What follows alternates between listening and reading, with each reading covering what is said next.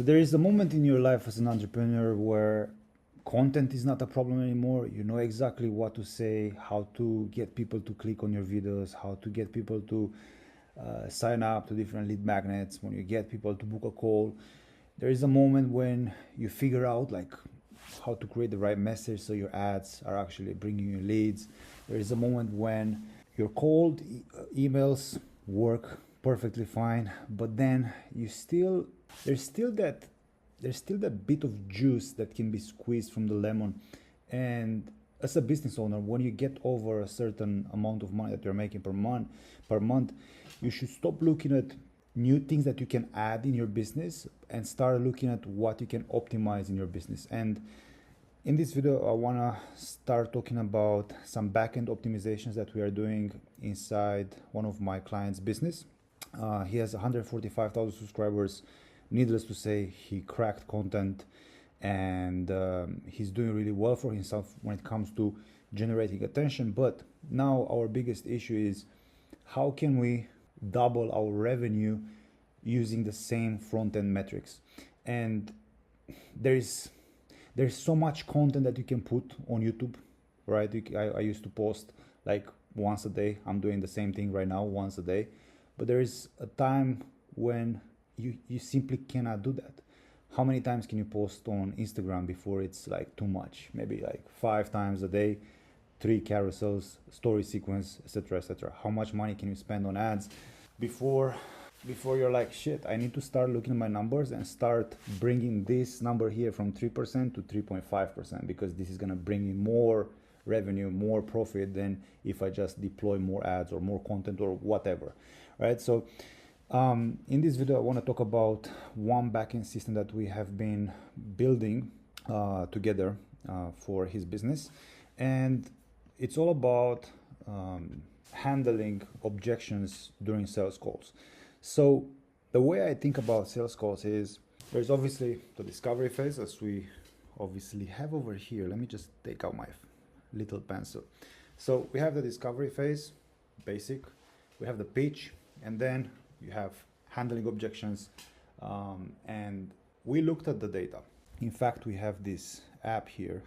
I'm not gonna scroll all the way up, but I've built this app here that is made for sales teams, and this app analyzes every single conversation, every single sales call, and it looks at the way the reps are handling objections, the way the reps are handling discovery, if they're losing frame, etc., etc. And I noticed that there are actually 2 types of objections, and in this video I want to show you how we pre-handle those objections. But before I get into that, let me show you what actually happens in a sales call, because this is going to make a lot of sense when you see the sales process like this. So imagine this is the time of the sales call, right? And this is the baseline emotional state of your prospect.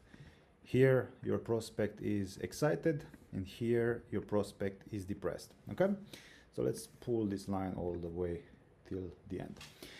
When you start the sales call, what you want to do is you want to dig into the situation of the prospect, right? So you pull the prospect down by asking some sort of uncomfortable questions like, hey, are you okay with being stuck? Are you okay with making 50K a month? Are you okay with working 16-hour days? Whatever, right? So you pull the prospect down like this. And then the pitch comes. The pitch should solve every single problem, and the prospect should feel like, oh shit, this is exactly the thing that I was looking for. So you bring up the emotional state, you jack it all the way up, and then all this energy goes back into flatline mode if you handle the wrong objections. Okay? If you are doing everything right, at some point the guy is gonna pay, boom, and you're making dollars, right? But here, this bit, which is like pretty much half of the sales call, can be split into 2 parts, right? Handling the real objections, like think about it, do I actually believe in myself to do it, etc., etc., and handling logistical questions, right? Like for example, let me just go here and I'm going to show you what I mean by that. Some examples that we were dealing with, now not anymore, so the data is not showing this, but one example was, do I get one-on-ones with my client, right? Because people want to get one-on-one time, and questions like how much time do I need to put into the program to be successful. For you, it might be, let's say you are a dating coach. It might be like, how many do I need to take new pictures to start my dating profile? If you're sending cold email, is do I need to pay for my own infrastructure? Do I need to pay for my own leads? If you are selling, I don't know, a SaaS, there might be like bullshit questions that can be answered by anyone else but the salesperson, right? So basically every call has the same 4 questions, at least for us. And someone that is supposed to take money on the call is answering them live instead of pre-handling them with our backend system, right? And some people don't even reach the part that close because the salesperson cannot handle everything properly because the frame was set in the wrong way at the beginning of the call. I hope that makes sense. So we pull this data because we have this app that I showed you, Dione. Maybe I'm going to leave a link in the description about it. And every call is scored. We are looking at every single thing that the rep is saying. But then we notice that 4 or 5 people every week are asking, how many hours do I need to put into this program? You cannot always make content about this. But at the end of the application form in the call funnel, for example, or in the webinar funnel, whatever funnel you might be using, before people or after people book the call with you, they will be seeing a page like this with a video that pre-frames what's going to happen in the next couple of days. And we've created for each objection a video. What's exactly inside the program? How many hours do I need to put in? Do we charge a percentage, right, out of their salary? Because that's kind of how our competitors are dealing with their offer. Is this one-on-one? Does the tech stack matter? What does the guarantee mean? All these questions can be pre-answered by mini VSLs, and then the salesperson doesn't have to deal with these smoke screens, right? Everything has been answered before.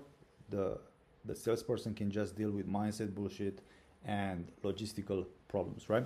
So we also figured out that if we have, as I mentioned here, whenever we are answering questions, we are actually answering we want to handle 2 types of objections: real objections and BS objections, or like logisticals, right?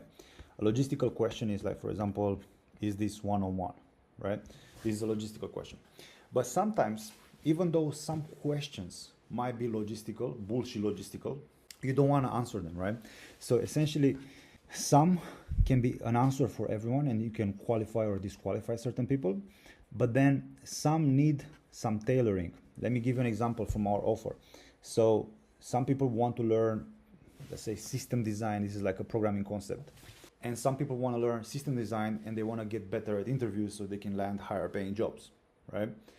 Now, if you explain this whole thing in a 3-minute video, the person that just wants the system design skill from my client will think that, hey, I'm paying 5,000, 10,000 for this program and I'm not even using the other half. So this is a waste of money. The other guy might be like, oh shit, I'm learning system design and I'm learning interview prep, but I only need interview prep. So I'm not going to go with these guys. I'm going to go with someone that has interview prep specifically for my situation, right?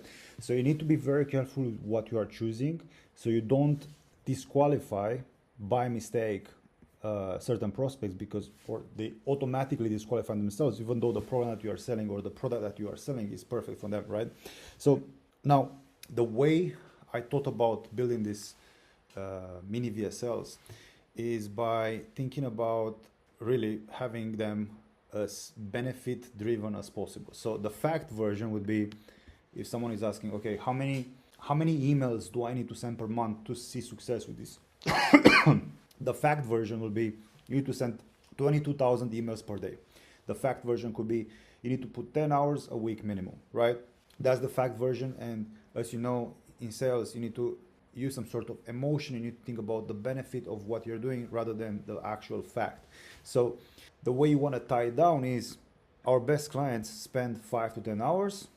A description of and the description of a client that actually succeeded with that. So like, let's say, for example, you need to send at least 1,000 emails per day our client that is in this niche and in this niche and the other client that is in this niche saw success by sending X amount of emails per day.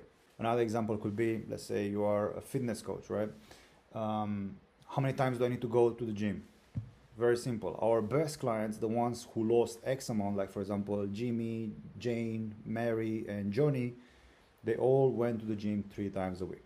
You see, so you just switch it up, you spice it up a little bit, and that's gonna get you that advantage, and people will be like, the fact is gonna click with their brain, and they will be more likely to understand that, hey, they can do that, other people have done that, it's a very reasonable thing for them to do as well, right? So you basically stop dealing with bullshit questions and bullshit that, you know, it's usually a smoke screen, bullshit that people are throwing at you in sales calls. You deal with that before the call, and the closer can focus on the most important part of the call, which is running the discovery, pitching the right thing to your prospects, handling their objections, and taking their payment.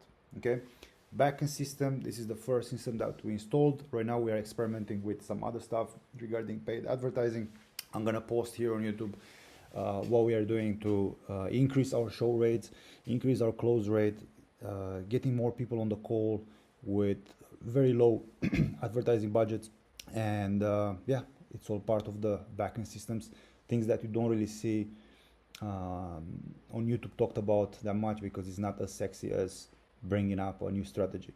What I've learned is in the last 7 years of business is that the grass is not greener on the other side. It's the grass is greener where you optimize the soil, you optimize the amount of water you give to the grass, you optimize the nutrients that go in the soil, etc., etc. Okay, so that's it for today. Thanks for watching. Peace out.